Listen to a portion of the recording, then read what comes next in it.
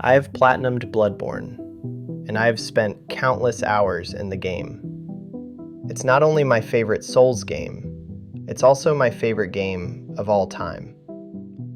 Now, there have been rumors about Bloodborne 2 for years.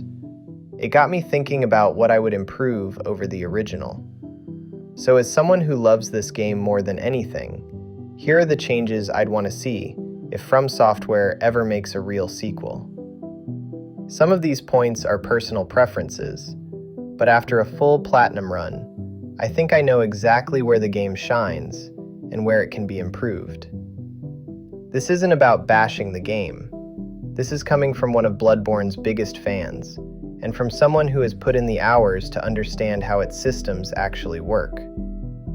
Also, I'm not going to focus on the common complaints, such as the game being locked at 30 frames per second, the missing remaster, camera issues, and other common complaints.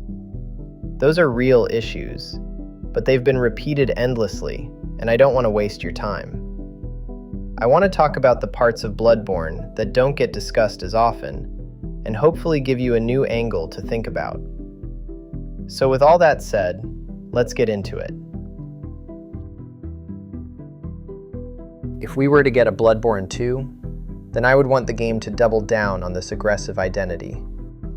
The defining feature of Bloodborne is its aggressive, forward pressure combat. This is my favorite part about the combat in the entire game. Sometimes, the best way to win is by trading blows, because the system rewards you for staying in and fighting through damage rather than backing off. The mechanic that reinforces this identity is Rally, a unique feature only in Bloodborne that lets you recover HP by attacking immediately after taking damage.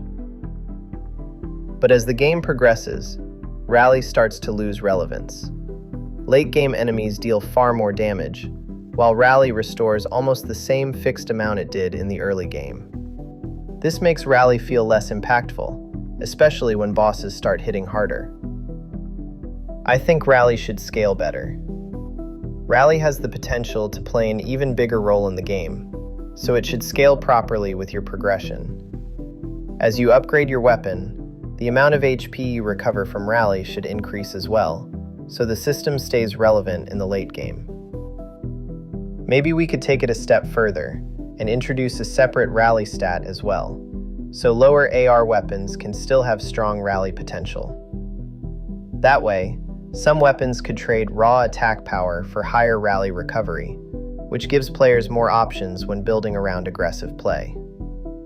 From my own experience, the Burial Blade is my favorite weapon in the entire game, even after trying many other weapons. Even though it doesn't have the highest AR, it has one of the strongest Rally values in the game, and using it naturally pushes you to play more aggressively to take advantage of its Rally potential. Because of that, I find myself playing more aggressively and trading blows more often with the Burial Blade, which lines up with what I enjoy most about the game, its aggressive combat style. I personally don't want the next Bloodborne to shift more toward the slower, flask-based healing loop you see in games like Dark Souls or Elden Ring. And don't get me wrong, I really love those games. But I want Bloodborne to stay different and have its own identity. It should continue leaning into its aggressive identity. One idea that I have is to let Rally restore blood vials as well.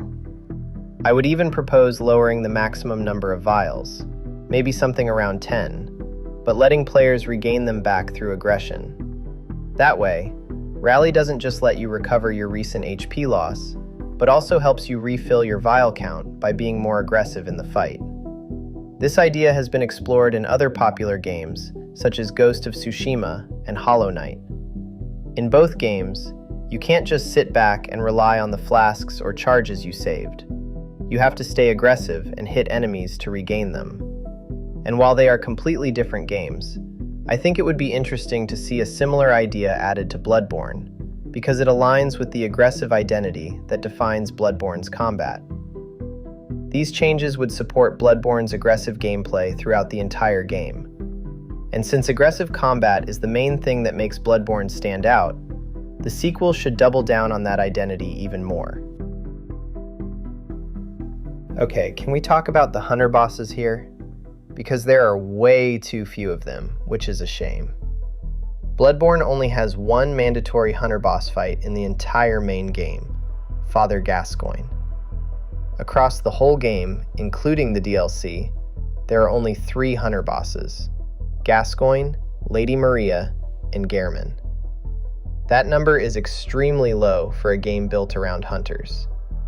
And while there are only a few of them, they're also some of the most popular and most enjoyable fights in the entire game, both among fans and for me personally. And this isn't just a Bloodborne thing. Players across the entire Souls series consistently enjoy duel-style bosses like Sister Fried, Artorias, and Melania. You also see this type of fight become fan favorites in other action games. For example, Virgil in Devil May Cry or Zeus in God of War. It's a formula that shows up across the genre and is consistently popular among players. Hunter fights are popular because they feel like a mirror match. The enemy uses similar weapons, movement, and techniques, so it almost feels like a PvP-style duel inside a boss fight. The fight stays aggressive throughout, with both sides pushing forward like a real hunter clash. Hunter-style fights always look cool and feel great to play. I think hunter duels really fits the tone of Bloodborne, which is why they stand out so much compared to the larger creature bosses.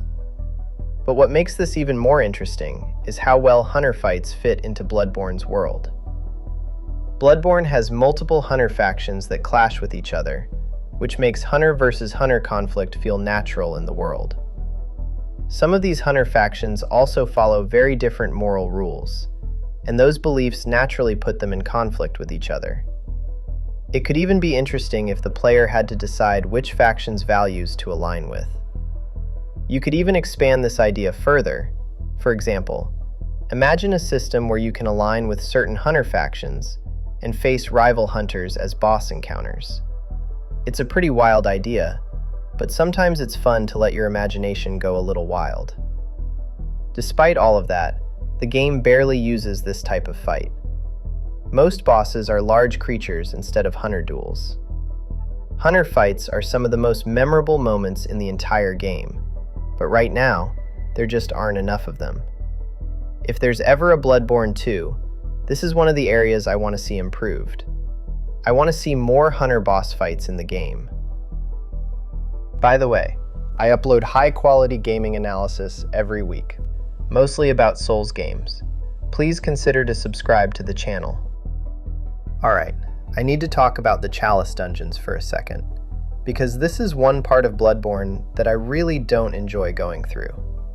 It feels too repetitive and too grindy, and even though they do have some valuable rewards, like unique bosses and items, the experience just isn't enjoyable, so most players don't even bother pushing through it. And you don't even need my opinion to prove it.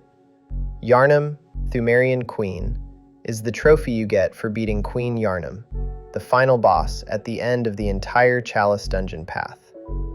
She plays a major role in the story, yet it has one of the lowest completion rates out of all the trophies in Bloodborne, second only to the Platinum Trophy.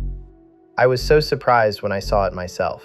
Despite how important she is, most players don't want to go through the journey to reach her. And it's understandable, because the Chalice Dungeon is pretty boring. So what are the problems with the Chalice Dungeon? Well, there are many. The first issue is that they repeat the same layouts and enemies over and over again. A lot of the floors also have environments that look completely uninspiring. There are also too many layers to get through. You spend more time running down hallways and opening doors than actually fighting anything interesting. I've had moments where I stopped and thought, why am I even doing this? Because the whole thing just feels like a chore. On top of that, there are the Chalice ritual requirements. You're forced to farm ritual materials just to unlock the next dungeon, and it feels like another meaningless busywork. And it makes the Chalice Dungeons feel nothing like the kind of expansion this game deserves. But even with all the issues, I still went through every layer of the Chalice Dungeons to get to Queen Yharnam. And yes, that includes fighting Amygdala with half health in the infamous defiled Chalice. I remember dying over and over again there, but it was still a fun experience, and it's a shame most players never even try it. That's a wasted opportunity for a game that does almost everything else at an incredibly high level. Now the question is, how do we make the Chalice Dungeons better? Let me give you another angle on this. If you think about it, the catacombs in Elden Ring are basically just the Chalice Dungeons, but they actually function well as optional dungeon content. They're short, focused, and scattered across the world as small optional dungeons you can enter during normal exploration. When you run a catacomb in Elden Ring, the structure is simple. You clear some enemies, pull a lever, and that opens the boss door. Where have we seen this before? Yes, Bloodborne did it first with the Chalice Dungeons. One key difference is how they're integrated. In Elden Ring, the catacombs are placed across the world as small optional dungeons you can explore during the main game. And while some of them reuse layouts, others show more variety in their rooms and enemy setups. You also get more fixed rewards from them instead of random RNG drops, so you always know what you're getting at the end. Plus, you never have to deal with any ritual steps just to open the catacomb, unlike in Bloodborne. Because of that, the catacombs don't come across as filler content. Instead, they work as small side challenges that don't take long to finish, and they fit well as short detours when you want to explore outside the main storyline. You finish one, get the reward, and then go straight back to the main game with something useful. So Bloodborne could adopt a structure closer to Elden Ring's approach. Break the Chalice system into multiple short, handcrafted side areas placed throughout the world instead of one long chain. Give each one a distinct layout, a unique challenge with its own enemies and a unique boss encounter, and a meaningful reward. This gives players a straightforward incentive to explore Chalice areas without treating them like a separate grind. This setup also gives the game room to experiment with enemies that were prototype concepts or ideas that were cut from the main game. Developers can use these areas to place cut concepts, experimental variants, or early mini-boss designs that would be too niche for the main path. I'm always curious about unused ideas, so seeing them show up here is interesting. Who knows? Maybe some of them will end up being really cool and become staples in other games. But I also want to be realistic here. Game development takes time and resources. So if rebuilding the Chalice Dungeons is too much, then honestly, I'd be fine with them being replaced with something completely new. It doesn't even have to resemble Catacombs or Chalice at all. We don't need to limit the solution to fixing Chalice. Sometimes letting the imagination go a little wild is the better option. Thinking outside the box might lead to a new type of optional content we never knew we wanted, and it would be fun for Bloodborne 2 to explore that. So what do you think? Should we improve the Chalice system, or rebuild it into something entirely different? Tell me in the comments. I'm really curious to hear your thoughts. Let's talk about Arcane for a second. I have many issues with how it works in Bloodborne. At this point, Arcane as a damage option basically turns into a joke among the community, because the amount of effort you need to make it work is way out of proportion compared to every other playstyle. If you've played any other Souls game, you already know how important magic and ranged options usually are. In other Souls games, magic is strong enough to carry you through the entire playthrough. But Hunter tools, which is Bloodborne's equivalent to magic, just don't get enough support to function the same way. And look, I personally also don't want the game to turn into something where you rely too much on ranged attacks or magic. I don't want Bloodborne's combat to start feeling too similar to Dark Souls. Bloodborne should keep its own unique identity. Arcane is meant to work as a support tool in Bloodborne, something that adds extra options to your melee playstyle. But the game should still let Arcane be useful enough to make a real difference, especially in the early and mid-game. Arcane starts off extremely weak, and it needs a very significant stat investment before it even begins to feel usable. On top of that, You need good blood gems to make this setup work, and the best gems for this setup are mostly found in the Chalice Dungeons. And the Chalice Dungeons themselves are very grind-heavy, with most useful blood gems having extremely low drop rates and relying too much on RNG to get what you need.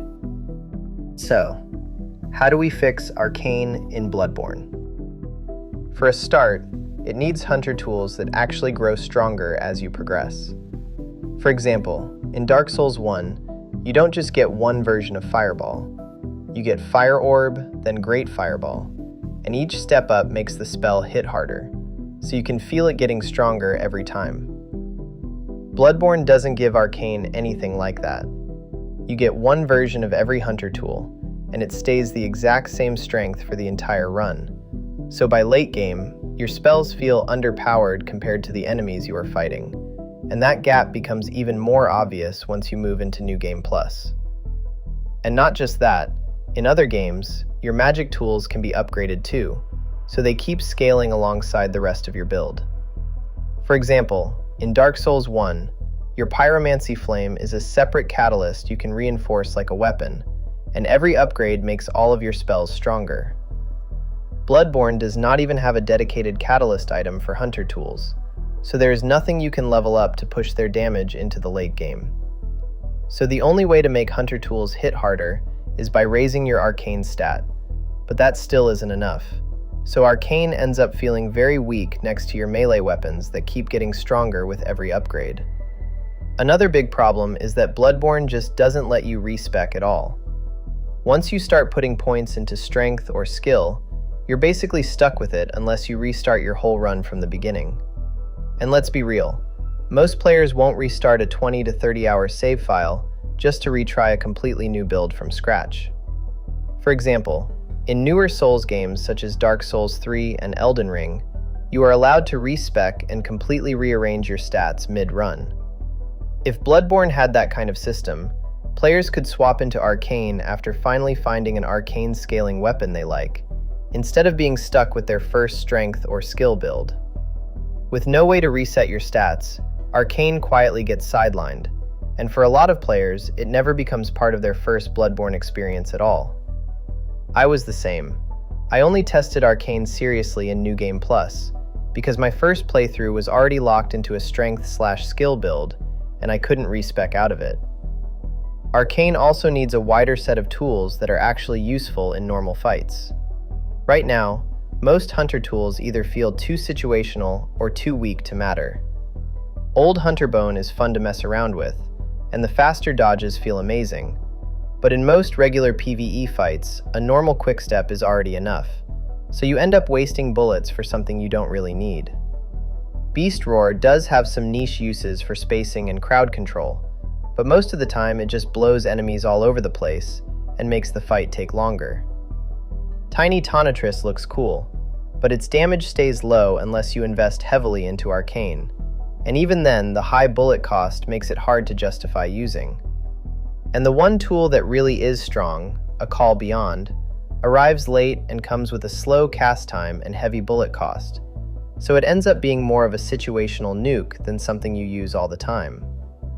If Bloodborne 2 added more tools that genuinely help in regular encounters, Arcane would finally feel like a stat that adds consistent value, instead of something you use once in a while just for fun. Bloodborne is my favorite game of all time, so I take this topic very seriously. I did not make this video just to complain about the game. In fact, I made this video because I love Bloodborne so much that I want the sequel to reach an even higher level. It needs to respect what makes the original Bloodborne so special among fans, but also take real risks to evolve. And even with everything I have talked about in this video, I am still not done. There are still plenty of ideas in Bloodborne that I haven't really covered yet.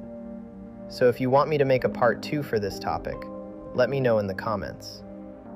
Also, I am curious about your ideas. If you were sitting in the design room for Bloodborne 2, what is the one change you want to make? Let me know down in the comments. I read every single one of them.